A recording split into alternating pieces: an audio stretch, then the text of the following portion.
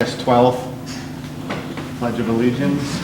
I pledge allegiance to the flag of the United States of America and to the republic for which it stands, one nation, under God, indivisible, with liberty and justice for all.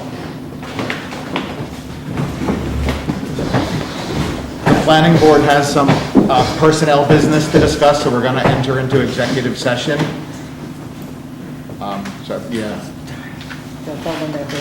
Yeah, everyone has to wait outside while we do that. Downstairs or outside? Or? Right out in the hall there. Okay. And yes, if you could turn that off, please.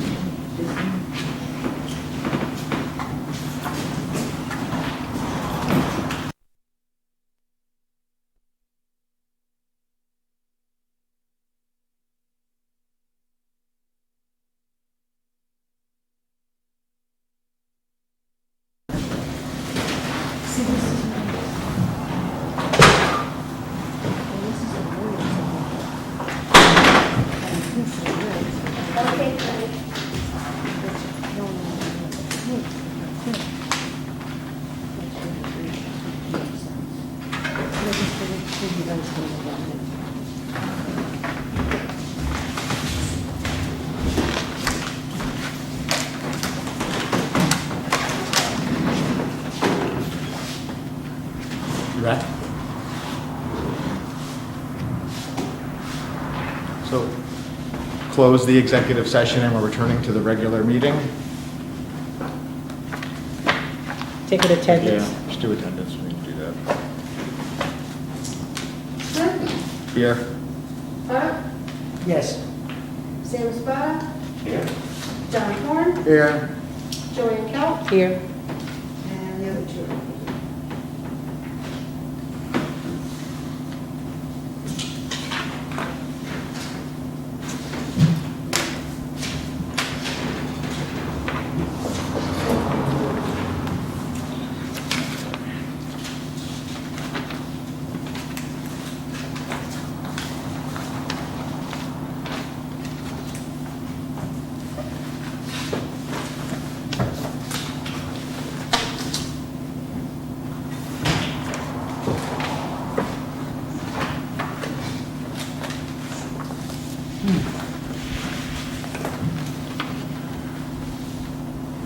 Do you have minutes in here, Carrie? I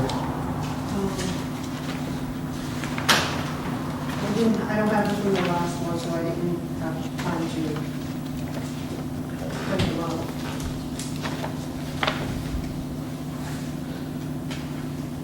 Okay. For your, a site plan review for Firelight and a special use permit for the Orem. Okay, who's here first? Firelight. Firelight? Okay, if you guys would like to come up and present, please.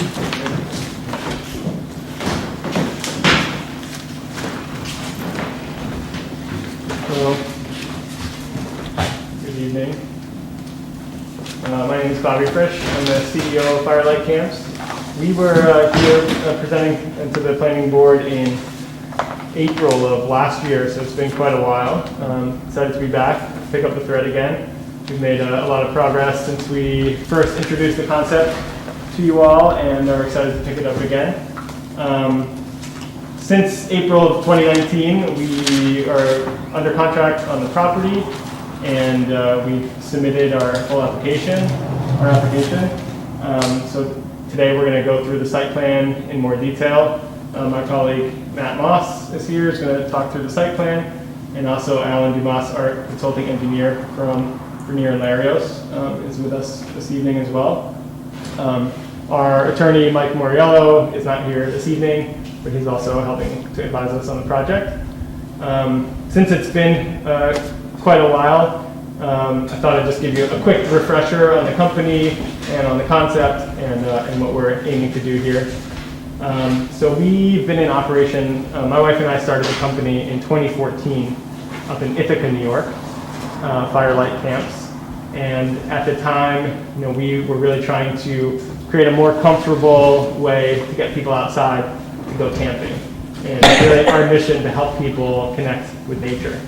And back at the time, 2014, the word glamping wasn't even really around yet. But since then, the industry has really taken off, and we've had some success in Ithaca, which is great. And in Ithaca, we're also, our success has helped define the Finger Lakes as sort of an outdoor-oriented tourist destination. So from the great press that we've gotten in the area has ripple effects on the tourism economy down there. And also, we work really closely with the Tompkins County Chamber of Commerce, with local regional tourism associations like Finger Lakes Tourism Association, Visit Ithaca, Conventions and Visitors Bureau, things like that. And we're excited to kind of take that same success we've had in Ithaca that's helped the tourism economy there and bring that here as well. There's already great outdoor tourism related assets here. We're excited to build on that. We'll walk through the site plan in a bit more detail, and in general, the concept is we have these big, beautiful canvas safari tents that are atop wood platforms for people to come, and everything is set up for them and ready to go to have a comfortable camping experience. In Ithaca, we see a lot of baby boomer generation, people who used to go camping, used to enjoy roughing it, but now want a kind of a hassle-free experience. We also see a lot of millennial people from the city, families coming up that want an easy way to go camping. Maybe it's their first time, or maybe they just want a more comfortable experience. So it's pretty neat to see the kind of intergenerational magic that happens when people disconnect and slow down and meet each other around the fire pit.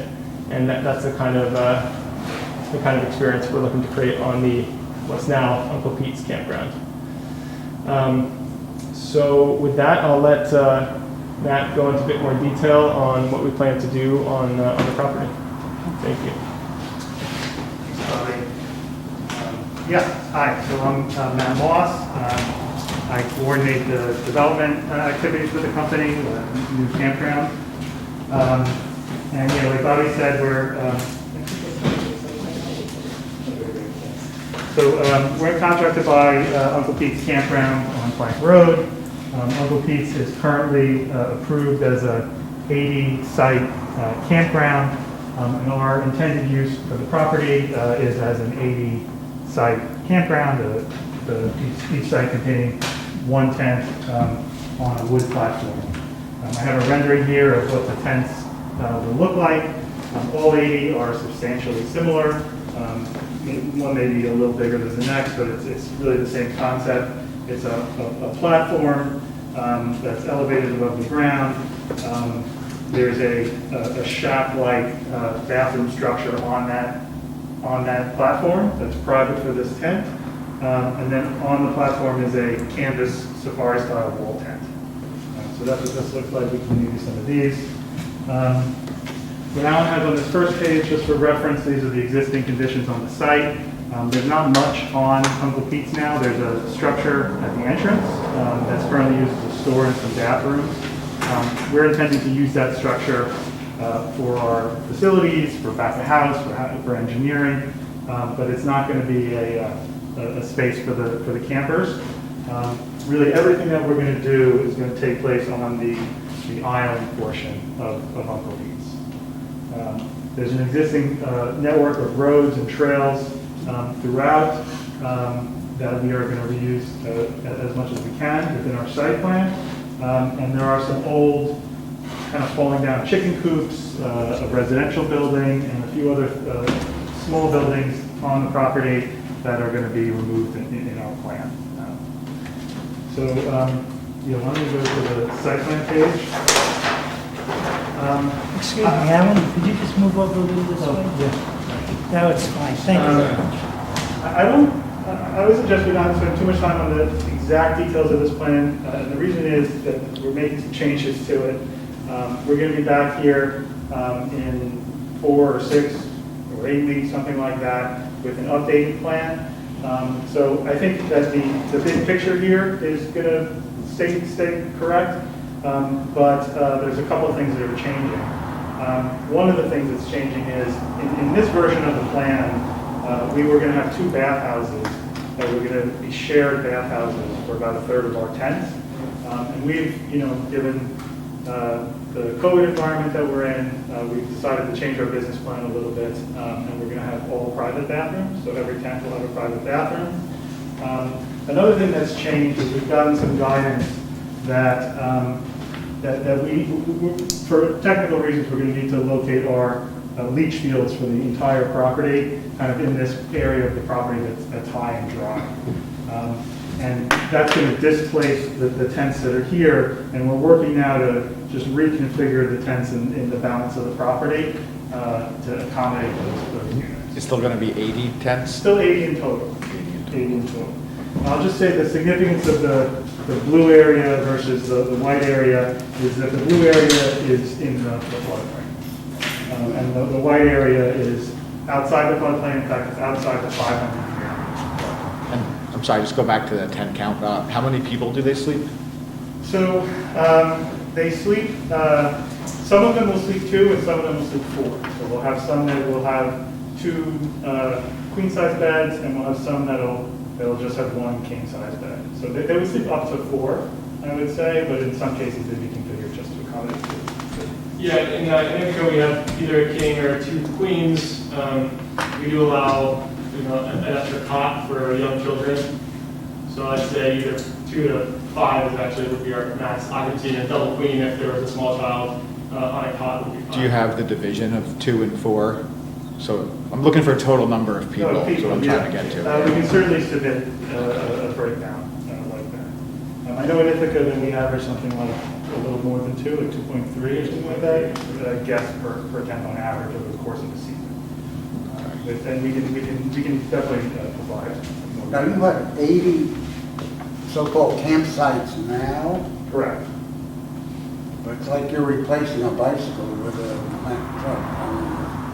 Well, The existing campsites are what, just something drawn on the ground? It's not really, It's a combination, if you go into the site where there are camper sites where people will pull in with a full camper that sleeps, someone will leave for the season that sleeps 2 people, 4 people, 5 people, 6 people. There's also more rustic sites where people bring in tents, maybe a couple tents for a group or a family. There are water hookups, there's a central sewage dump station, there's a camp shop, camp office. So it's still going to be at 80. It will be a bit fancier because these are going to be nice platform tents as opposed to you bringing your own up tent or a wall tent. yeah, I can't really hear you very much. I'm sorry. Yeah, it's a struggle for all of us. Yeah. I will talk louder. Is that better? Thank you. I said it's somewhat analogous to what's there now. What's there now, there's a series of campsites where people bring in campers. They And could be RVs. campers, RVs, that people could sleep, 2 to 5 to 6 people in those. You could also have a situation where people are bringing a couple tents for a campsite. The system does have the facility does have a central water system already. It does have existing bathrooms on site, and it does have a central sewage dump station for the RVs. So all the RVs are gone, and the bring your own tents are gone. Gone, yeah. You're gonna stay in your tent. That's And right. So be in the platform, in our tent on our platform, and with furniture on the platform. And I'm assuming parking's at each site. No, parking's not. So that's the way it is now. The way it is now, RVs and cars can go more or less anywhere on this property. And there's parking at each individual of those 80 sites. Each individual one, you drive your car right onto it, and there's a road network to get to them. What we're doing is very different. We're going to confine all the cars to an inner road network, and that's as far as cars are going to go. So the cars are going to be very contained. And whereas now you have these spread out campsites, where you might have a campsite, you put your tent here, you put your tent there, because we are limiting it to, a fixed platform like this, then, everything else can grow in around it, right? So afterward, the site's going to be really transformed, and, they won't have this wide open nature of it. There'll be, paths through meadow and kind of infilled, more mature vegetation, and cars really confined to the center core. How close will all those tents be in that white area? Well, so these tents, so maybe I should just let's walk through what's going to be here, right? So this is Plank Road over here. that the existing building on the road that we're going to use for facilities is up here. When you come onto the site, we have the campsites, which are really going to be spread throughout. We're going to have some campsites up here, but this is going to become an open field because it's going to be our leach fields for our septic system. So the units that were here are going to be really spread out around. And then we have a central lobby, a snack shack, and an event patio. So those are really the three main elements that are going to exist as public space, as common space for the campers on the property. The lobby is a tent. That's what we have in Ithaca. It's a lobby tent where there are some couches, some tables, the check-in desk, a bar in the lobby tent. And then there is a small building next to that tent that's going to have bathrooms, a market, and some offices. I think that building we have slated for around 650 square feet. When we come back in 8 weeks, we're going to have really concrete square footages for the various elements as well. So that's this year. This is the placement of the lobby and the placement of the snack shack. The snack shack is really just a kitchen with an order window, essentially, where you would step up and order a burger or salad, and be served, over the counter, and then there'll be, some tables, outdoor tables nearby, maybe covered with an arbor or something. So not really that much different than we're seeing a lot of people doing outside dining right now with COVID-19. We happen to be, very social distancing friendly as just by our nature. Now, are all the old campgrounds gone? The old campsites gone? Well, you mean, are they gone now? No, not now. No. They're just sitting there with a pile of stones.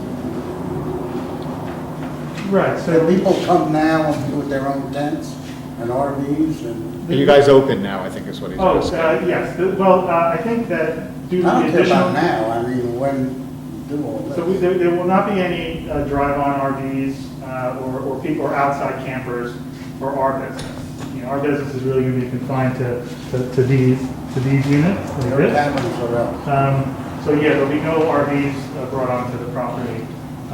We do intend to have a couple of staff housing units that could be like RVs, small tiny home type, mobile, movable housing units that would go up in this area here, but that is a staff only area. And that's basically the area right behind the white concrete block and red building you see right on Wall 28.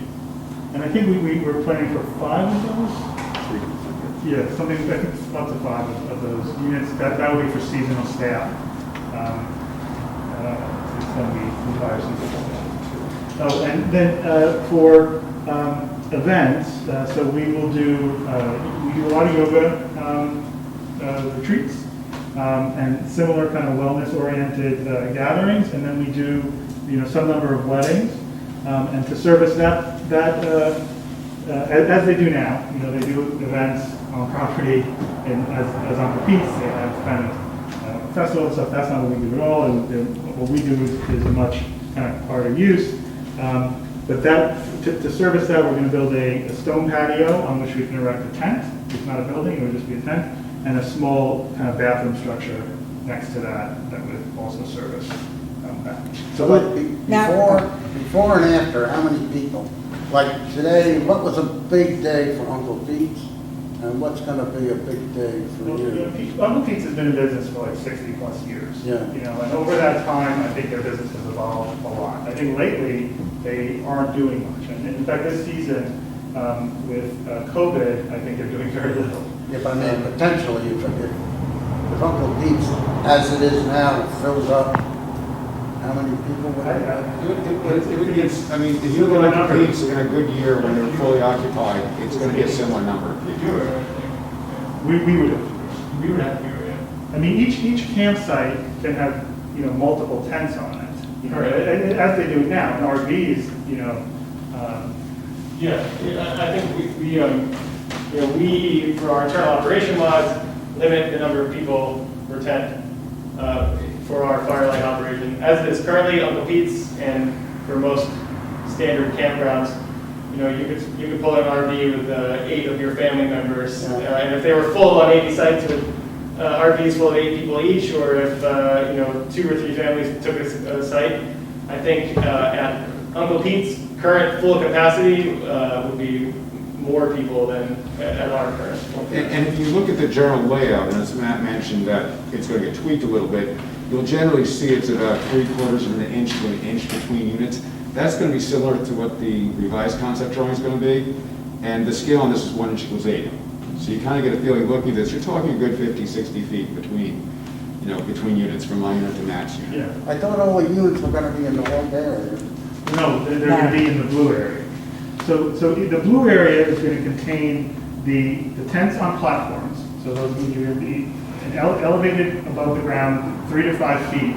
And on top of that platform would be the tent and the bathroom, both on that So platform. that takes care of the flood. It does address the flooding, because those tents would be at least 2 feet, elevated 2 feet above the 100-year flood. So the bottom of those platforms would be 2 feet above the 100-year flood. The only items that we would place in here would be those tents on platforms, some gravel roads, and some kind of mulch paths. And that's what the transportation network within the site is going to be. It's roads that are kind of gravel. It's paths and parking area that are really mulch over sand. I mean, the site is very well drained. It's very compacted now. If you go to the site now, because cars have been driving on it for 60 years, and it's very well drained soil, we're going to do minimal treatment to the parking areas, and we're using much of the existing road network and widening in some areas. So that's the and then the paths are, there's also going to be a perimeter hiking path that's going to go around the whole property. It'll be about 1 mile in length, and that's just like a 2-foot wide clear dirt path. And that, and you may see a little bit of wood chip in some places, but in general, it's going to follow the line you walk between trees and stuff. Right now, it's going to more or less follow that same type of line. We're going to try to repurpose as much of the existing roads as we can and add some, but we're also, a lot of the paths you're seeing to units, as Matt mentioned, these are going to be mulch paths. People aren't going to drive on these. The only thing these are going to be used for is walking to your unit, or if the campground facility staff need to service a unit.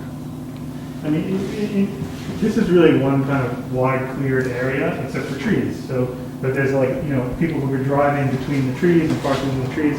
Really, we're defining the paths and letting everything else grow in, more than like cutting paths through virgin areas. That's less of the condition. There are some areas that are more wooded, and we'll be building paths through there. But for much of the site, it's So all 80 units have a bathroom, yes. and they're all connected to the one leach field. I'm gonna. So yeah, I'll run through a few things. What's this you brought? Matt, I have a question for you. if you Yeah, don't mind. please. I heard you say that you're going to have events. Are the events going to be limited to the occupancy of the campground, or is it going to be open to bring people in as well? The events that we do would not be entirely limited to the occupancy of the campground, but it would be the majority of the people at the events. Like a wedding at Firelight is, you stay in the tent and you walk to the wedding. I mean, that's really what the Firelight wedding is. We would not need the ability to fill the tent and plus fill the event facility with a separate event. That's not our business. So there's also going to be music, and you have a bar as well. That's right, yeah. So, Alan, this question's for you, if you don't mind. Sure. What is the distance from the drain field? I know that you're going to look into this, but just out of my curiosity now, to the floodplain. Flood. Well, the distance to the drain field could be right up next to it, but it's going to be above the 100-year flood. Basically, the way the regulations read is the wastewater disposal system has to be able to function in a 25-year flood, can't wash away in a 100-year flood. Basically, to make things better, we're going to make sure that the sewage systems themselves, the absorption field portion, is basically up out of the floodplain, up out of the floodway. We will have approximately 4 distinct collection systems where we'll be taking sewage, serious conveyance sewer lines like you'd have at a campground with sewer hookups. These are just going to be bathrooms at the tent platforms, the sewer hookups, to a pump station that then pumps back to the central leach field, or central absorption system. Site soils, as Matt mentioned, are very good. It's all, sands and bank on gravel. Anticipating very good percolation rate from what we've seen. We're going to be getting into tests in the next few weeks with the internally and then with DOH and DEP. We have actually already met at the site with DOH and DEP to more or less talk about what we're proposing to do and how we will address, siting the systems. So basically, as Matt said, generally, we've already set aside an area here for the initial system. We set aside another area here for the 100% reserve area. It'll all be sized based on current DEC design standards. It'll be reviewed by both DEC and DOH. But as of right now, there's no minimum requirement in distance from the absorption field or the drain field or whatever to the floodplain line? No, just the distance to the water course. So we have to maintain 100 feet to the water course, but we do not have to maintain the distance to the floodway or the floodplain line. There's a property line setback, which is 10 feet. There's a water course setback of 100 feet. There's a well setback, typically 100 feet, but this is going to be a public water supply because it's part of a regulated health department facility. The facility is going to have 3 health department permit activities. It's going to be a temporary residence campground, Part 7.3 of the state sanitary code. The snack shack, as Matt mentioned, is going to be a Part 14-1 food service operation, just like a restaurant. And the water supply, because it serves more than 25 people more than 60 days of the year, it'll be a public water supply. Since the wells are public water supply wells, and we have 2 wells, one here and one here, we'll be keeping the sewage system 200 feet away from those. So that water system's chlorinated? Yes, the current water system has chlorination. We will be revisiting that system. We're actually going to be doing pump tests on the wells, and we're going to basically take a look at the design flows versus the current chlorination capacity. Basically what they have right now is chlorinate, well goes to a chlorinator, goes to a retention tank, well goes to a pressure tank, goes to a chlorinator, goes to a retention tank, goes into the distribution system. We'll be looking at the sizing of the current equipment to determine, do we need to increase any of that retention capacity? So it's not on the Phoenicia water supply? No, it's if you drive up Old 28 from 212 to the Phoenicia Hamlet, it's a ways before you hit the water plant. The water system really starts to begin closer to where you hit the water plant on the left side of Old 28. So we kind of jumped a little bit towards water and sewer, but in general, I've explained the sewer. The water, as I mentioned, is going to be source, treatment, retention, distribution, very similar to what they have right now, utilizing some of the existing infrastructure they have right now. As I mentioned, the water will be reviewed and approved by the DOH. The sewer will be reviewed and approved by the DOH and the DEP. DEC? DEC will only be issuing DEC's only involved is going to be a speedies permit for the sewage, because once you go over 1,000 gallons a day of sewage, you have to have a speedies permit for subsurface discharge. So it's really just an administrative action they'll be doing there. And the DOH, as I mentioned, will be permitting the facility as a campground, food service, and water supply. We're trying to take into account, as Matt mentioned, we're carefully looking at the floodplain, and general site topography to make sure that we're properly locating all infrastructure to minimize any potential damage. Question on that, is any part of this property in the floodway? Yes, it currently is and it will continue to be. Large portions of the blue area. Are you proposing any development in that area, in the floodway? All that we're replacing in the floodway are the parking areas, the roadways, the paths, and these tents on platforms. None of our buildings would go in the floodway. The lobby support building with the bathrooms in the market, the other structures would not go in the floodway, but these 10 platforms that are elevated above the floodwaters, yes, there's So platforms on some sort of piling, I'm guessing, is not going to materially raise the water in that floodway, or do they have to do that calculation? Well, I remember that when you were here last Yeah. year, that you would like to have put those platforms for yoga or Yeah. whatever, very close to the water. I remember that. Now we're Yes, we think, yes, every element here is 100 feet or more from the water course. So yes, Okay. everything that was kind of riverside has kind of come back into the property, which is good for flood resiliency and meets the code. And we've also consulted with the DEP in that we're not allowed to do impervious surfaces within 100 feet of the water courses. Right. So we're basically, our roadways are not going to be impervious. We're going to reutilize quite a bit of the existing roadways. But just like the current campground has sites, tent sites, RV sites, water hookups, pathways, roadways within the floodway, we will too. The difference is basically they're doing tents and RVs, we're doing platform tents. I guess my question is really to the rest of the rest, because I remember from the Vale restaurant, there were limits to what we as a board could do with regard to construction in a floodway. Right. And they will all be anchored, right? Yes, there are anchoring requirements for structures. There's a requirement to produce a no-rise certificate, as you were saying, like you have to prove that you're not raising downstream floodwaters, which this would do, and we would produce a certificate like that. I should say that Mike Moriello was going to speak to this. Unfortunately, he couldn't be here tonight, but next time we come back, we'll have Mike with us, and he can talk more about the technical details of Now, is this 24 months a year? No, we're a 6-month season. 6 So months. we're generally May through October, but in no case longer than 6 months. And another thing I should just mention as a follow-up on the no rise is that, as Matt noted in this rendering, these are up on stilts. But then again, we're removing trees to install basically these platforms. We're adding roads, we're deleting roads. We're leveling out for parking, so it's a very bony, gravelly site. So our intention is to basically not add any volume to anything in the floodway, to keep the current infrastructure and the wastewater absorption system outside of the floodway.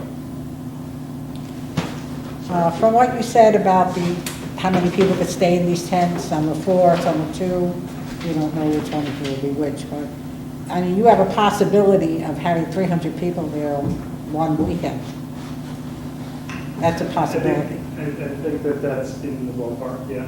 Well, 300, Not a camping event. 300 would be on the high end. So those, I think 2 in the tent.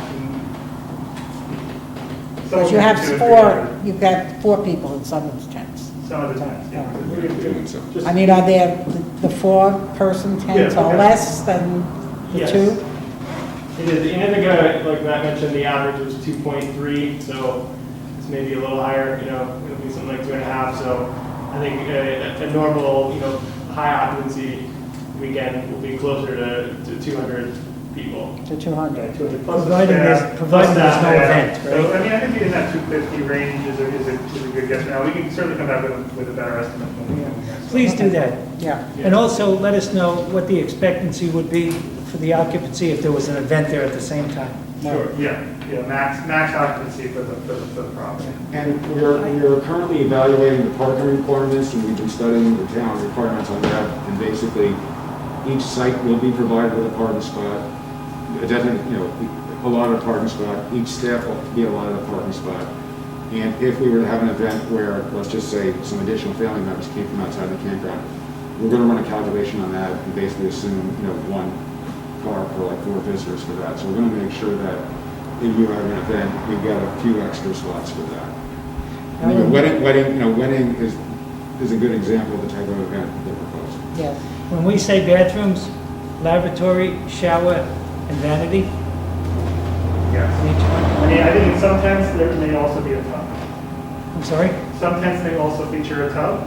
So they need to be, I think most of them would be, as you say, shower, lavatory, and vanity. Maybe double vanity in some cases. And then I think in a few cases, maybe also a tub, which may not be in the bathroom itself, maybe it'll be on the deck or something like that.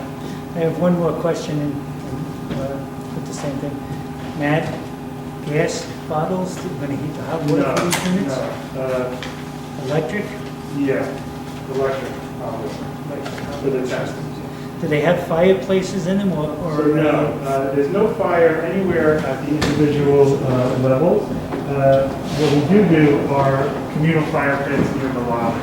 In Ithaca, we have maybe 3 or 4. Here we probably have a few more that will be spread out in the lobby area. You know, maybe some between the lobby and the river. But we've really defined like kind of a lobby area in the center where we've got open meadow over on one side and then kind of a backyard to the river on the other side. In that area, we have several communal fire pits. Those are serviced by our staff.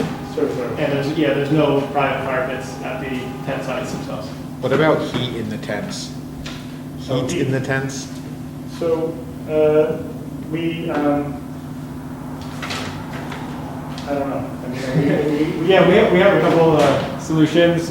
We in Ithaca we use a heated mattress pad. It's actually not an electric wire. It circulates water, and it also cools, which is pretty cool. So that'll be used in some percentage, probably the majority of the tents, and we may use small electric heaters as well in some of the tents to heat the tent space. but those cooled mattress pads are actually active. It's like you're air conditioned under your covers, which is nice. They're pretty cool. Yeah. Does sound nice. And the tents don't get disassembled. Well, it's seasonal. It's seasonal. So they'll go up in the spring, and they'll come down, in the fall. So the platform would stay, the fabric would get Yeah. stored. So come the off season, what you're looking at here are just the wooden elements, the wooden pole system, the platform, and the little shaft at the And back. all the furniture and everything else. Stored with the tents and the soft goods. How will you get electric for all these 80 sites? How's the electricity around it? So basically, at this point, several things we're currently working on and dealing with other consultants on, for example, is we are in conversations with an MEP engineer that would be doing our electrical layout, so there'll be an electrical distribution, so basically electrical distribution system to the sites. So it'll all be basically buried electric with proper services designed by an MEP, professional engineer that specializes in MEP work. He'll also look at what the demands are for the site versus what's available from the lines on the road. So that's one of the things we're going to be looking at. We're also starting to look into what exactly we're going to do as far as landscaping, lighting, things like that as well. As Matt mentioned, we're going to try to basically let quite a bit of the site return to more of its natural state. So it's which I say a bit more meadow and a bit less lawn. Question, so when people park, it's not adjacent to their, so how do they get their gear and stuff? What's the thing, golf carts? I think the most common way would be to walk or carry a hand wagon or something similar. I think that we can, certainly assist guests who need help with getting their luggage. We will do that, and also our, internal engineering and maintenance services will use electric golf carts to get around the site. And these paths will accommodate, electric carts. And we will also be doing the required number of ADA parking spaces per the Americans with Disability Act. So as far as that's concerned, we may also give some consideration to, if you're using an ADA spot, it may be one of the spots closer to a site. So that distance. It wouldn't be possible for people to drive to the site, unload their car, and then go park it? Yeah, well, these paths are not meant to accommodate cars. Oh. The cars only, I'll trace the car network. It kind of goes this way and to here. And there's a kind of a turnaround thing where you can park when you're first checking in temporarily. Right. And then there's one more car offshoot that goes down to here. And there's a turnaround. Everything else is more or less the footpath all the way around, or everything else is like a golf cart path, say at a golf course, where it's only going to be 6 feet. A UTV, a utility terrain vehicle, is like basically about 4 feet wide. These paths may be 5 or 6 feet wide. So, part of the experience is kind of just disconnecting from the car world and, having a car drive to your neighbor's site with headlights late at night, gives a mood. So, we like to keep the cars, reasonably accessible, but contained to a smaller area. It's not that different if you think about, say, some of the scout camps where basically you have a parking lot and then you are leaving the vehicles, and taking people up to the sites. Right. When do you hope to be open for operations? So, I think that we were looking at a May 2021? 2022. 2022, okay. I think that, for us, we're a seasonal operation, and if we're not going to catch the first half of the season, better to slow down. I think we're in the window now where it would be a little aggressive to try for this upcoming spring. So we're now targeting May of 2022. Okay. Alan, you said that you have an electrical engineer that's going to design this. Do you think that you're going to have to go to FEMA for variance to put underground electric in a floodway? In a floodway. In a floodplain? It's one of those things I'll have to be, I will be talking to the MEP, and it's something I dealt with before, so. Just a thought. That Yeah. you- There's existing underground electrical throughout the property now, so maybe we need to, if that becomes an obstacle, maybe we just need to work with what we have today more, we'll look into that. And we've looked at it both ways, it's still one of those items that we're trying to finalize. You'll have walkway lighting. So the Yes. philosophy, yes, for sure. All of the lighting will absolutely comply with dark sky, but just generally, it's not a brightly lit property. The philosophy on the lights and the path is more to let you see your way, not light your feet. So we're intending to use solar lights at the path level and kind of low level lighting throughout the property, and then just more low level lighting in the common areas. Do you have water courses that come from Plank Road down to the Esopus Creek through the Yes, property? this is a water course right here. The existing camp road does, and will continue to go across that water course, and then it outlets over here. So it comes out behind the building that's there? Yes, it's somewhat dammed, it does go through stages of being dammed up by beavers and things like that, but basically, it flows right through the site. Yeah, there's some very active culverts that go under Plank Road that kind of outlet, and then that water flows down through here. So we'll be. It's not sourced upstream from the stream directly. It's coming down the hill.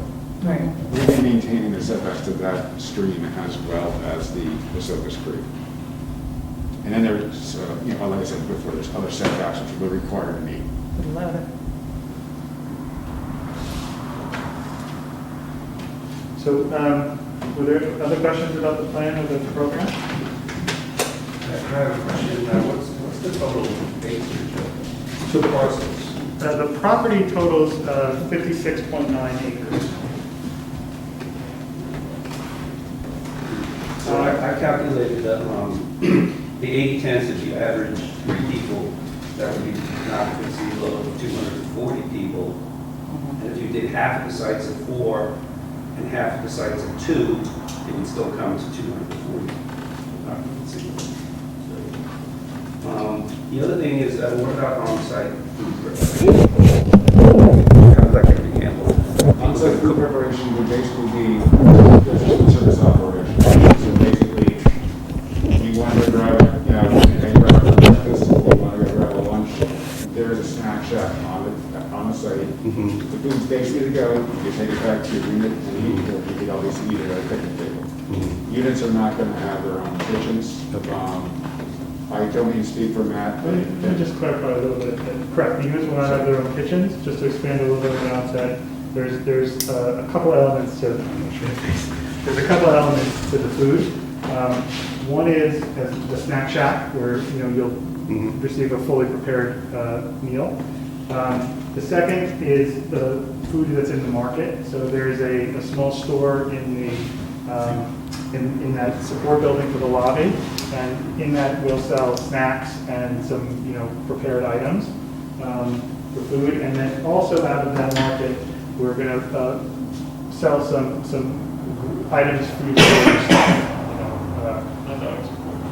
just food that's ready for you to grill, and we'll have several grills that are available for our guests to grill themselves. But those will not be at the campsites; those would all be clustered in the common space. Will you also have a gift shop there? We do. We sell, some hats and water bottles and T-shirts? other, and sundries for toothbrush or camping things that people might have forgotten. Okay.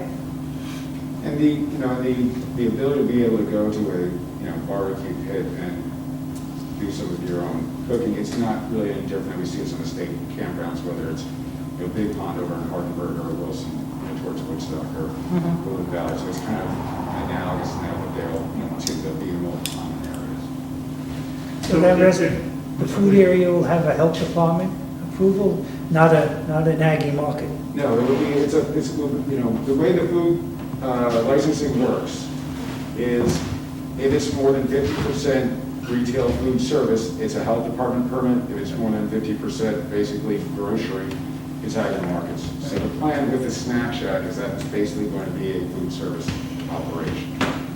And So health department, you're saying? Yeah. So the health department, 10 NYCRR 14.1 permit. So they'll be regulating the temporary residence campground, the food service, and the water supply. They will be reviewing and approving the sewage. Thank you. So, if Mike were here today, I think he would say, and he prepped us to say, that the next step for us is for the planning board to declare itself lead agency for the seeker process, and for the planning board to authorize us to, well, actually, no, I'm sorry. It's for the planning board to authorize us to circulate a notice to the other agencies that are interested that the planning board intends to declare itself lead agency. And I think that's the next step in the process. The application that we submitted has that form on the back of it. And, what we would ask today is that we could take that step. And the planning board could authorize us to distribute that notice. That would be the signing and dating on page 2. And then either a combination, Mr. Borrell's office or our office would basically do the distribution.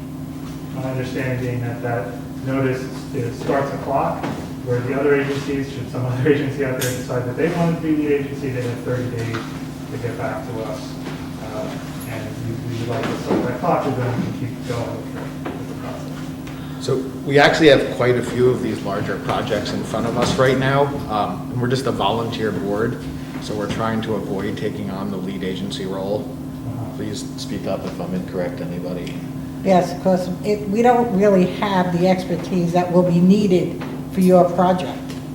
And we wouldn't want to fall short and, cheat you out of something that you should, be able to get from an agency that knows what I don't want to say knows what they're doing, but knows better than us what has to be done. Well, in the past, we hired a consultant, Right. Miss Brayton Grant, She passed away. who died. Yeah. But, An environmental Somehow- consultant would be the answer for you. and somehow we got the money to pay the consultant. This is a long time ago. Right, it came from the, I mean, I know for the Crossroads project in Bel Air, they used the DEC. But, Yeah. I mean, probably hiring your own consultant would be simpler, I would think. it would be a lot of work for us. Let's put it that way. Hospitality projects, which been going on Yeah. similar to ours. If you had said yes, I would know how to react to that, but if it's a concern, anything else, I think that we should, go back, we'll huddle with Mike. Sure. And, we'll come back, at the next meeting and talk some more about it. Because we want to make sure that Yeah. you're covered the whole way, and we can't guarantee that. Yeah. Don't take this as a negative thing. We just all have a lot of other Yeah. things in Right. the rest of our Yeah. lives. We understand a lot of surrounding planning boards, the larger communities do have planning consultants that would then advise the planning board. But we do want to stress that this is a repurposing of the existing facility. We're not really proposing something new here. It's really just a renewal of the existing facility. Right. But I mean, if we took on that position, we would need from you some kind of bond or guarantee to pay for a consultant. So it'd be better that you just get a consultant. Again, we're kind of out, I think us paying for your consultant is kind of a common way to do it. I think the point is that it needs to be your consultant. Correct. So they're advising you, not advising. But, we certainly pay the cost of it. But it sounds like we just need, it doesn't seem like we're going to make a decision to do it tonight. So why don't we, next time we can, we'll go back and talk to Mike. and then we can come back again in a couple of weeks. If you guys are doing a work session, we'll come back and we can talk about it again. That's okay. And most of the local planning boards we deal with is similar to what Matt's saying, where they're not big enough, they have their own, full-time planner on board, but what they will do is they will have a consultant who then the project sponsor then basically reverses, and that person then functions kind of as, your guide through the process. Any other, any other questions or, I don't know, potential issues down the road you guys see with the site plan or with the concepts, just from your point of view that we should keep in mind as we move forward? I raised all the questions I had, you guys answered them.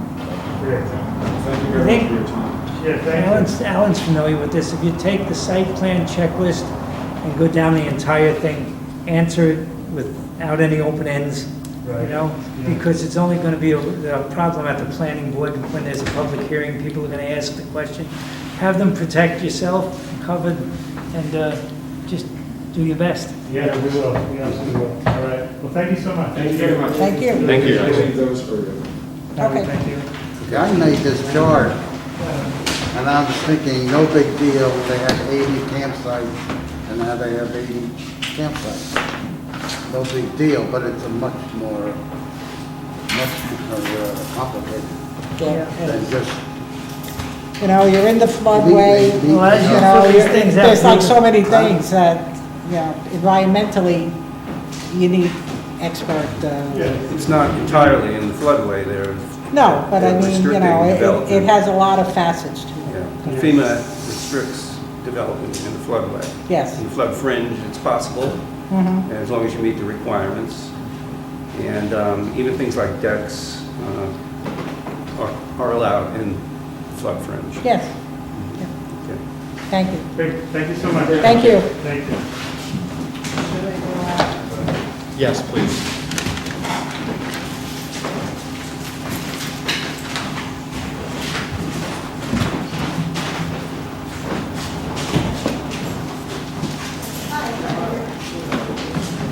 Oh, they're waiting outside the hall.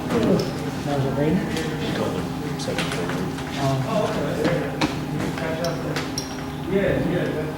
I guess they know what they're doing.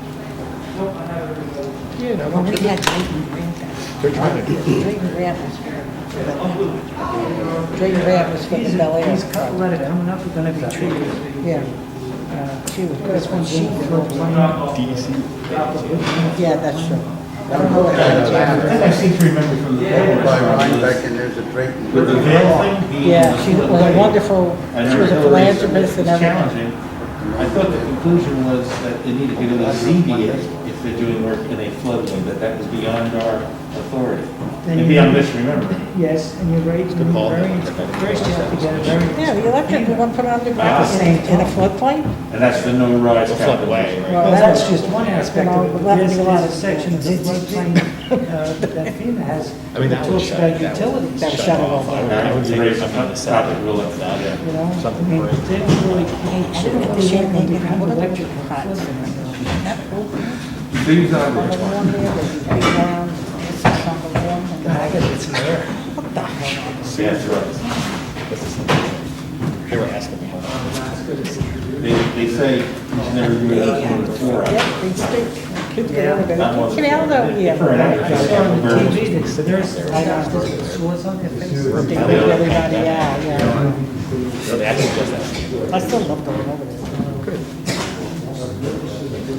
This is the other guy. He wants us in meetings.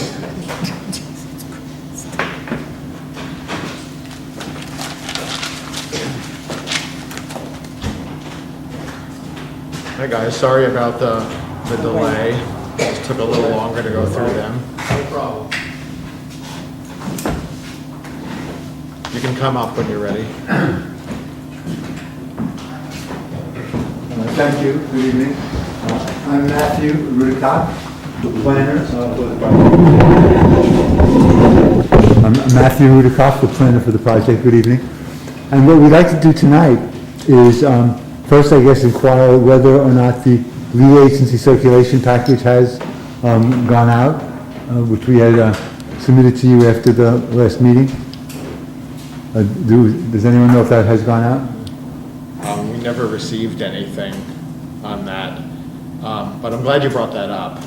We actually, on further consideration, we'd like to not be the lead agency. We prefer you guys to hire a consultant to handle that. We're a volunteer board. It's a lot of work, a lot of responsibility. We don't want to make any mistakes and trip you guys up. But the lead agency has to be one of the agencies that is reviewing the project. We're very able to assist you and give you documents that you can use, but one of the agencies, usually the planning board for a site plan, is the lead agency, and it isn't really more work, but it is, if you, under seeker, the agency that receives the applications has certain requirements to, just like you review the site plan, you have to also review the project for the environmental impacts. And you don't do the reviews, the applicant does the reviews and submits the reports and the summaries to you, and you review them, or you have a consultant review them, so I'm not sure if it's, who were you thinking would be the lead agency? I mean, the applicant is not normally the lead agency, we're the applicant. So do you have any, I'm not sure where we would go with that idea. Does Howard or Kerry have any sense of what those procedures really are and what the board's responsibilities are for dealing with that? Well, whatever our responsibility is, the work that has to be done is something that someone that's environmentally, has an environmental mindset, to look at every aspect. I wasn't here for the last meeting, but I did watch it on the television, and you have a lot of, there's a lot there. It's 135 acres, I believe, or 134. You have 3 zones. You have R1.5, R3, Right. R5 as it goes up. It's on a slope. There's running water down one end of it so you can make some kind of a fountain or, something nice like that. It's a hotel. You have an endangered species on the property, which is the timber rattlesnakes are up there. There's a lot to it that we have no expertise in. Correct. And that's our concern. Mm-hmm. Because we don't want, as he said, to trip you up and not let you get your permits. And, you need somebody who would be knowledgeable. Right. Well, If I could say. Yeah, go ahead. Yeah. They have offered packages for all the agencies that will be involved, between DEP, DEC, DOT, and Health Department, and they offered the packages to us. It didn't go out yet because it was decided by the chair that he wanted to review the documentation before he signed it, and they're ready to go out. They can go out tomorrow. But just to further speak to what you're saying, we have 5 major similar projects going on right now. And I agree, I think the local planning board should be the lead agency, but I think we should ask all the applicants to contribute towards hiring a consultant to be the one who, conglomerate all the reviews from all these different people. We're not going to have to decide what size the septic system can be. We're not going to decide things like that. That's all going to be the health department and DEP. So basically, I think we should keep it in-house, but definitely we should definitely look forward to hiring a consultant to assist. But we have the packages, they're ready to go out. Right, All and these agencies. Howard's exactly right. What the same law seeker that really requires you to be the lead agency also gives you the authority to hire a consultant to review our submission on your behalf and to make recommendations about things like water and sewer and the rattlesnake or the hardwood forests that are issues that we've identified in our first submission. And what we have for you tonight too, which is, I guess, a little bit moving ahead too quickly.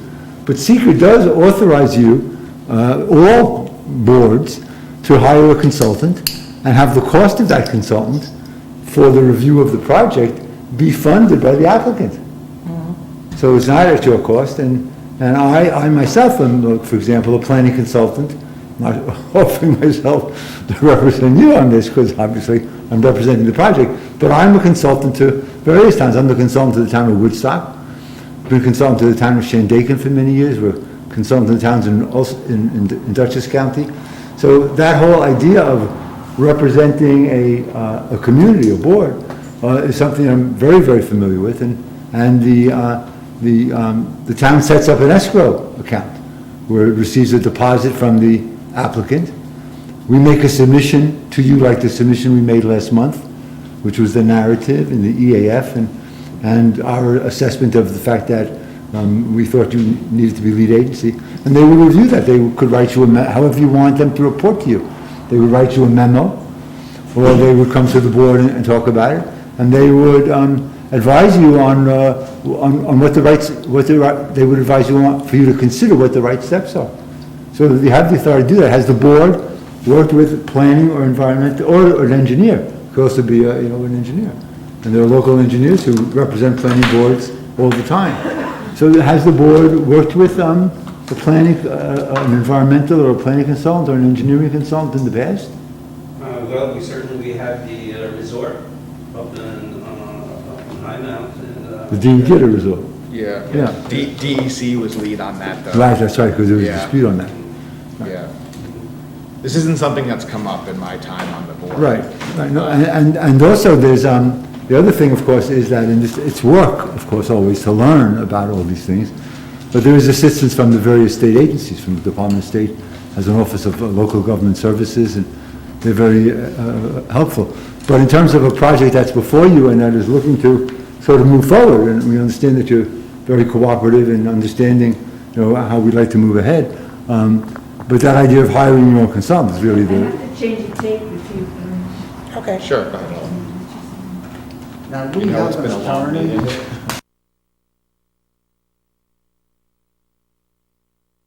I would like to also. Being, shuffled into something. Swayed into something? Well, not only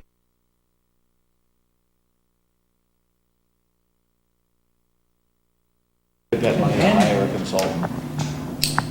well, again, Well, the they cost of the decide. attorney, the cost of the attorney would I don't even be, know the process. Would be your responsibility. Yes, it's the same as with the engineer. right. So towns always have hire town engineers to review their projects for exactly the reason you're saying, to let the board know that the applicants are, delivering, good information and straight and proposing good designs and making sure that helping you fulfill your responsibilities. So is the planning board used an attorney in the past for itself, or is it a town board attorney?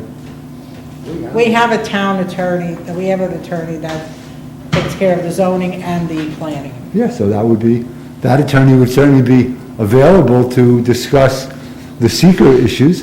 And in fact, one of the packages that we delivered to you last month, that should be given to the town attorney. And because in that, we would be describing, why we think we're type 1 action, why we think you should be the lead agency, and what our issues are, what our EAF is. So they would be the first one to comment on what is the procedure that we are suggesting that the board consider following. And they would advise you whether that's the right procedure or not. And so what would our responsibility be as lead agency? Your responsibility as lead agency is to have a consultant who can advise you on, first, what procedure to follow, which would be one lead agency, do the circulation. Then under seeker, the next steps are, there's a part 2 of the EAF, and I'm going to submit a part 2, which you could send to the attorney as well. And that lists all of the potential environmental impacts and what impacts we think we have. So we're presenting to you what the impacts of the project are and what we think are the answers to those concerns. So that's in seeker. That'll be the second part of what you would do. But then, as part of the planning board, you sort of combine the seeker review with the site plan review. So you're sort of looking at the same things at the same time. So you have an engineer or an environmental consultant looking at the plans and asking questions of the project's engineer, and reaching agreement on whether questions are adequately answered, whether you're, when it's a special use permit, there's standards, standard threshold, standard criteria for special permits and site plan conditions. So the consultant assists you in determining if we're really meeting the standards for the special use permit and whether we're complying with the zoning and the site plan. So they advise you on all the technical aspects of both the site plan, the special use permit, and seeker. And so ultimately, say all the questions were answered, and everybody loved the project, and it was the greatest thing since sliced bread, which is what it will be. We're planning on it being. The consultant will also prepare the resolutions for you. They prepare the seeker resolutions for you, which would be ultimately a negative declaration saying that the planning board has looked at the environmental issues. It has considered all the things that are on the on the part 2 list. The applicants adequately answered them, and the planning board is, if you're satisfied, could consider adopting a resolution which closes the environmental review, which refers it to Ulster County Planning for the required 239 review, which sets a public hearing, and then has a public hearing and acts on the application like any other application. But you have a consultant answering those questions for you. And that's the way it always is. Boards all across the state, all across the country, don't have the technical expertise. They don't have all of the technical expertise. Right. They obviously have some of the technical expertise. They certainly know better than anybody what the conditions are in the town and how suitable a development is for a neighborhood and all that. So I would like to urge you I know that what I wanted to say is, and if you wanted to get help finding a consultant, Ulster County Planning Board could help you with that. Yeah, no. So Ulster County Planning Board could be very, very helpful in this regard, in terms of helping you identify a consultant. Of course, and then the boards normally just request an escrow from the applicant and hire a consultant through whatever the local procedure is. And then they begin the review of the materials. And so if you have a town attorney and he's the one who you'd use, the first step would be getting the authority to retain him, asking the applicant for a deposit of some amount of money that would go into escrow, would be used to pay that consultant, and to give the attorney a copy of the material that we've submitted so far. And ask him to, at the next board meeting, write a memo to you which says, are we giving you the straight story, and does he, your consultant, agree with us in terms of what the steps are that you should take? So it's really set up to give you the answers you need and to help you with the process, which is, of course, daunting. These are complicated projects with serious water and sewer issues, which, of course, as Howie said, get dealt with by, the Ulster County Health, DEC, and DEP as well, and between the DEP and the Ulster County relationship. So the question is, so the lead agency packages have not gone out, apparently, and they still could go out, but that's a matter if you want to have it, if you want to have that step, blessed or okayed by someone representing you, that would have to be someone that you hire. I just want to say in our code book, 11650B, it says consultant review, in the review of the planning board may consult with the town building inspector, zoning enforcement officer, superintendent of highways, other local and county officials, and its designated private consultants, in addition to the representatives of state agencies, not limited to the State Department of Transportation and State Department of Environmental Conservation. And then on 116-2, it says that reasonable costs incurred by the planning board for private consultation fees or other extraordinary expenses in connection with the review of the proposed site plan shall be charged to the applicant. Yeah, that I know. And in addition to that, SEEKR, the New York State Environmental Quality Review Act, also authorizes you to do that. So it's definitely thought of, and that's the way these reviews get handled. So obviously, we would like you to move forward time-wise, of course. Sure. And still, the first step would be starting seeker, and we'd like you to get the information you need to be able to feel comfortable moving ahead and doing that. And if it's either town attorney, or it could be Rob Leibowitz or Dennis Doyle at county planning. But those would be steps that, would be constructive steps to take.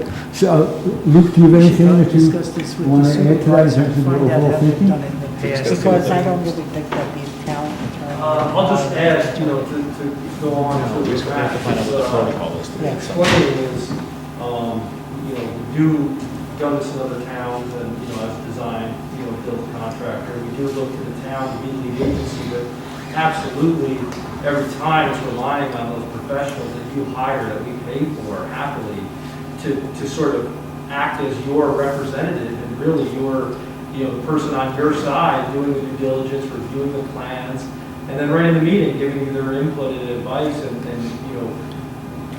answering your questions, all that kind of stuff. So it really does help, and it really, really see it work.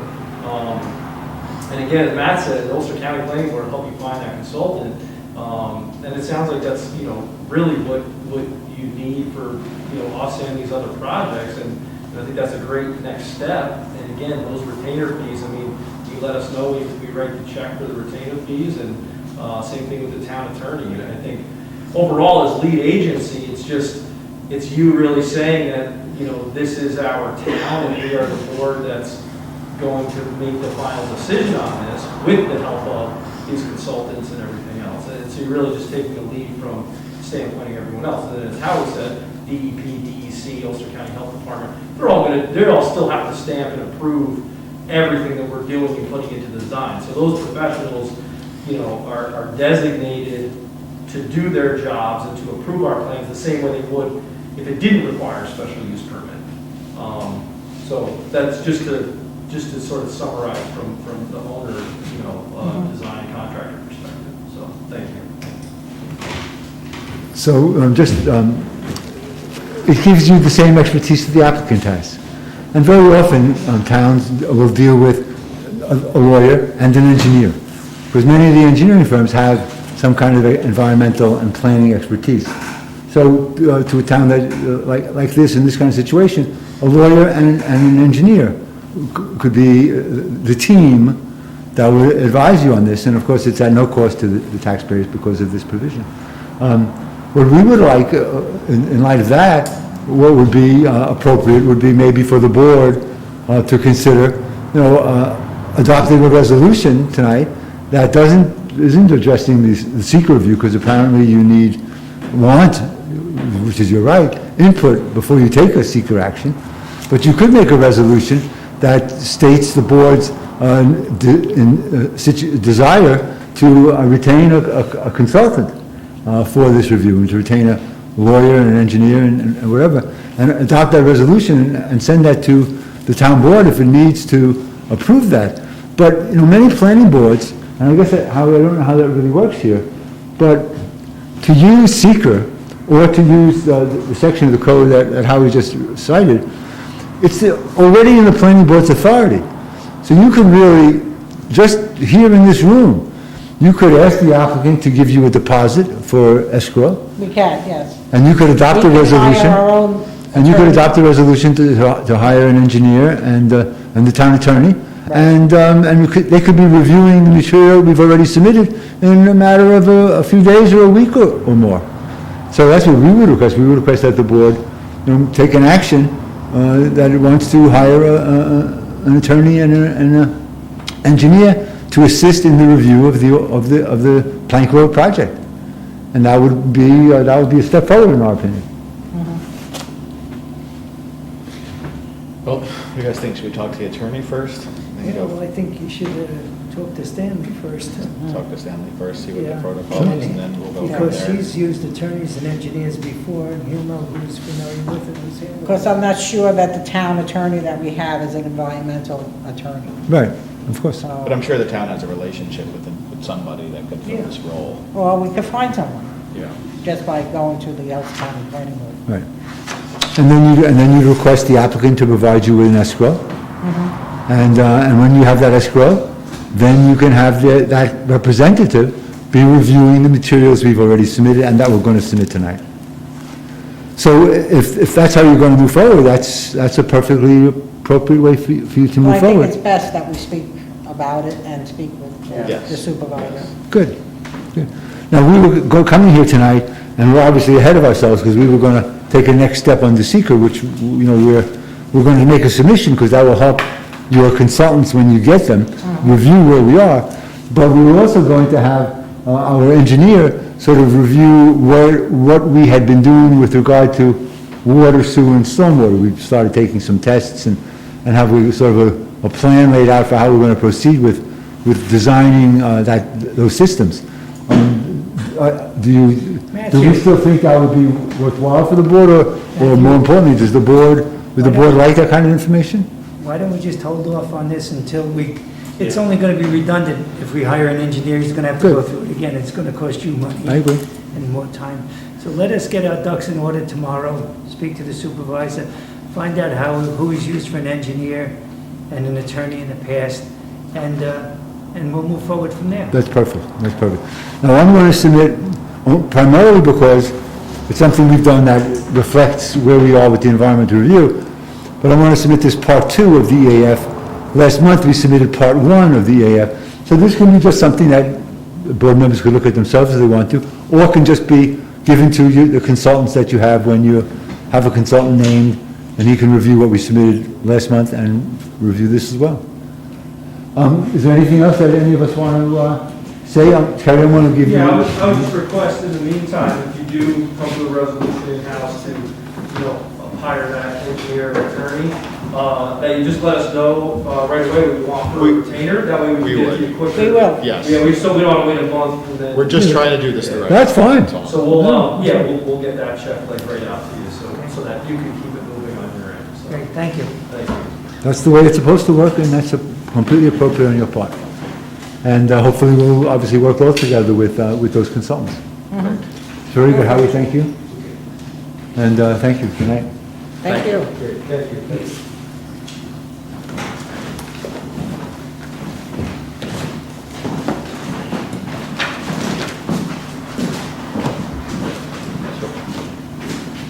Howie, I think you're... Got some new business homework.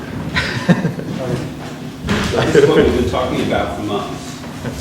So I made copies for everyone.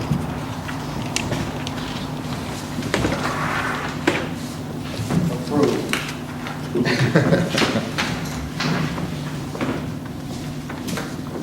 So on the first page, on the right side, you'll see what our current fees are. And over on the right side, you'll see the fees that I'm proposing. And for instance, like municipal search right now, we've been charging for $25, and we get multiple things each week. And everyone's always shocked that we only charge $25. I looked at what Hurley, Woodstock charge, Middletown, and $75 is a very reasonable fee. It's Woodstock, I can tell you what they charge, but I believe it's $100. So, and to top, the building permit fees, right now it's based on an estimate from a contractor. And from my experience, those fees that are placed on the application are not always very, let's say, reasonable.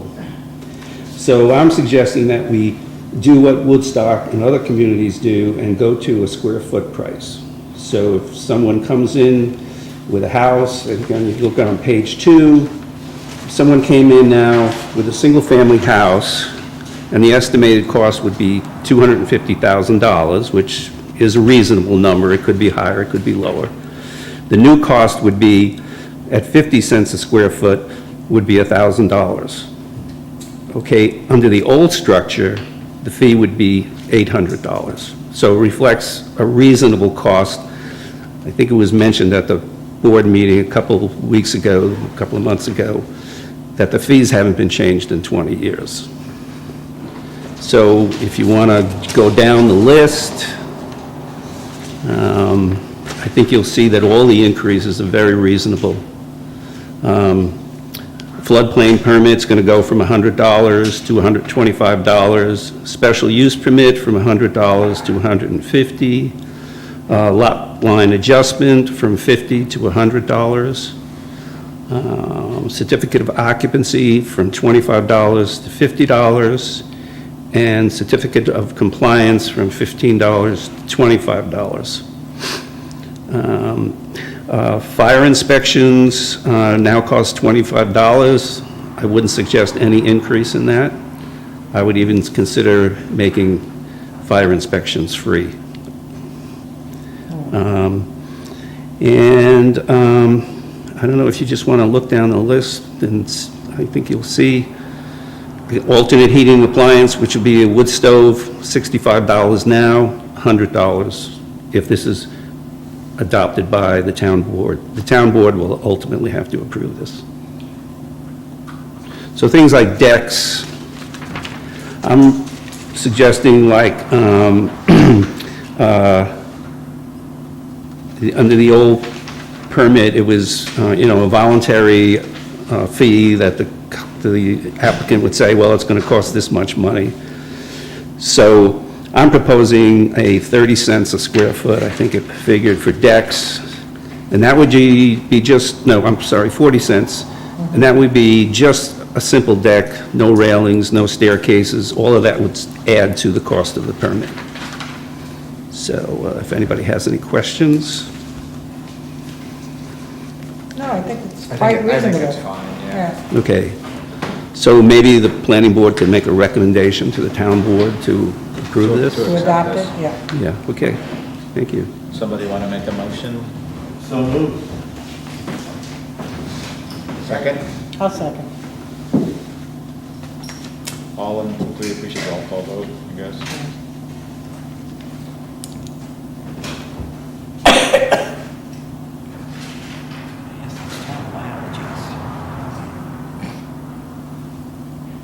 Whenever you're ready, Carrie. Sorry. Sir? So those are ready, or? No, to vote. We're going to vote. Oh, okay. Just call our names and, Cliff, yes.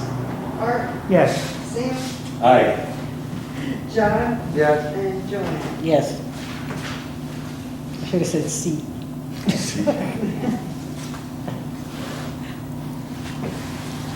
Then we'll send the resolution to the town meeting.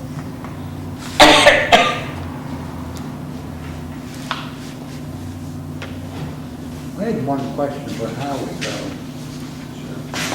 We're working on all these projects that are, it's not just somebody building a deck, but, they're building these 80 units. Are they getting away with murders on the fees? Well, the commercial fee is going to go up to 50 cents a square foot. So in the future, they're not going to determine what the cost of the property is. The fee for the private permit will be built into the square foot price. So square foot times 80. Carrie, Yes. this is mine. Could you make copies for everybody on the board? Sure. It's called the Seeker Cookbook. It has all the things about Seeker. That's okay. This is the second part for the Orem, so I'll just give it to everybody now, because they want to take a look.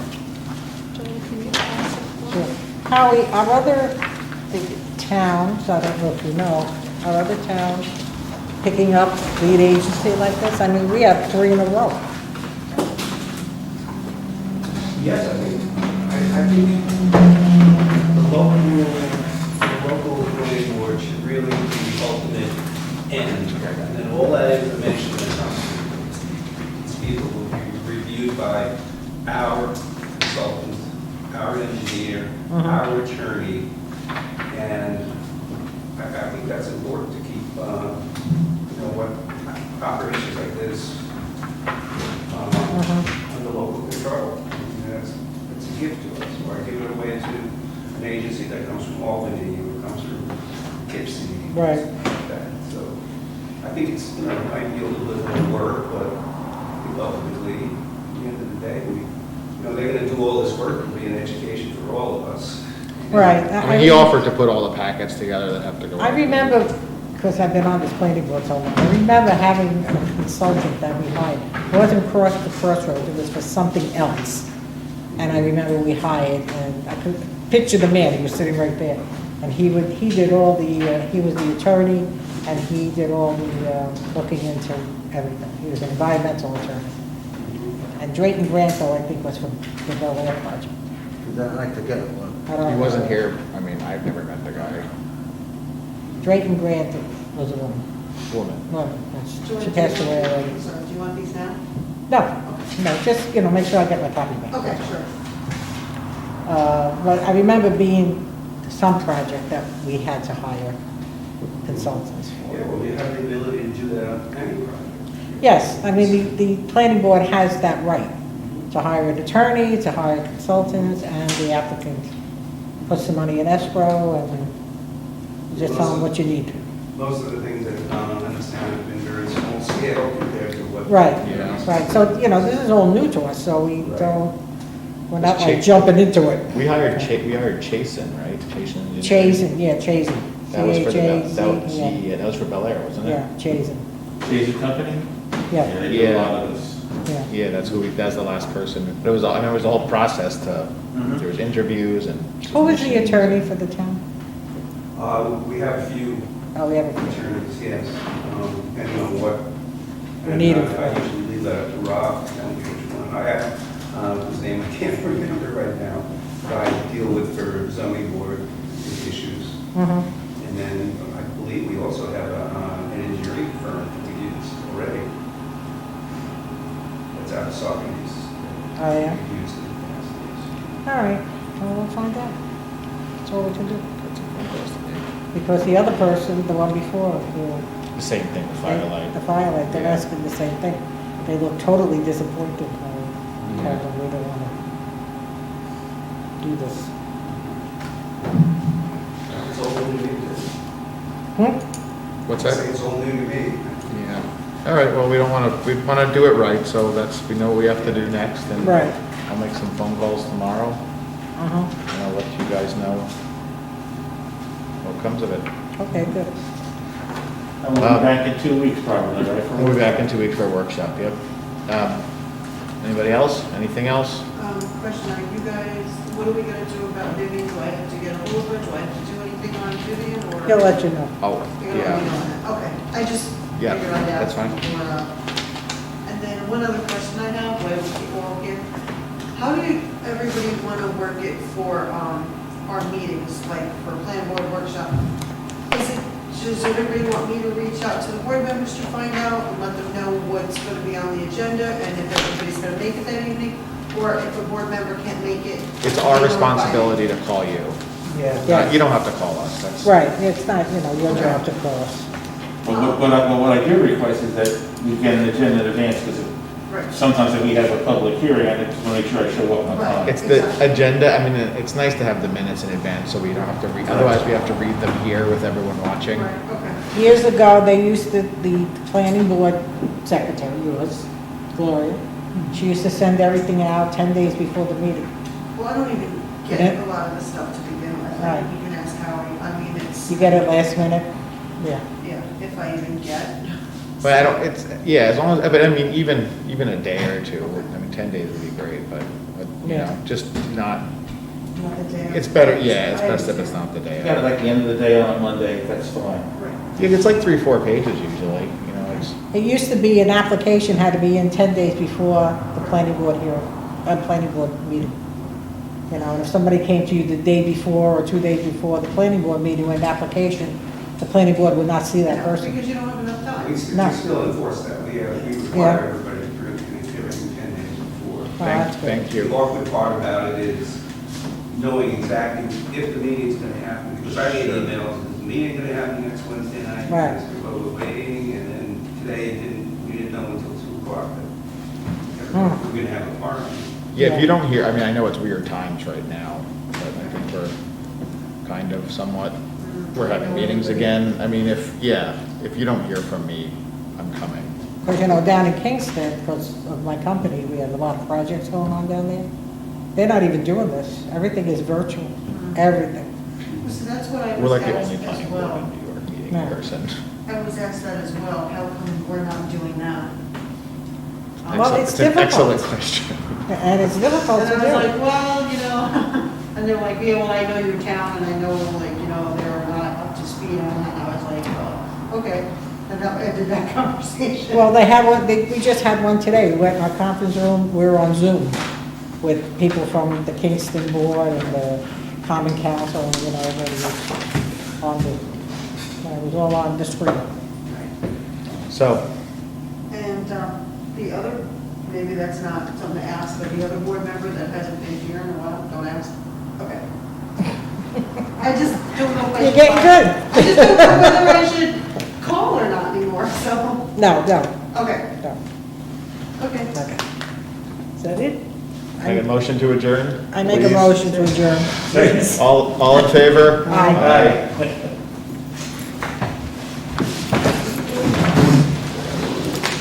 Say, Howard, right? I have something that might be of interest, just food for thought. What's that? There's short-term rental people that are advertising where their houses are and local swimming holes. Oh, yeah, You I should know. see Route 214. I heard that, I I heard about four that. cars there Saturday. Yeah, yeah, Jane talked about Woodstock, they got signs that goes big deep, little deep, and then the turn for 28A has a sign. The blue hole? The blue hole. They're Yeah. towing, they're towing cars that are coming through there. it. Really? You don't want anything. Did you hear that, Sam? What's that? They're towing They were cars. crazy. I know, Jane Todd told me. Oh, yeah. She said, when, you know, she always used to go there with the kids, with the grandchildren. Says you can't even get near it. They're cooking, they're barbecuing, they're putting up tents. Nasty road. Down on the creek. Yeah. Be double park for a park. On Creekside, have you ever been down Creekside? Yeah, oh yeah, oh yeah. My kids go down there, you know, that-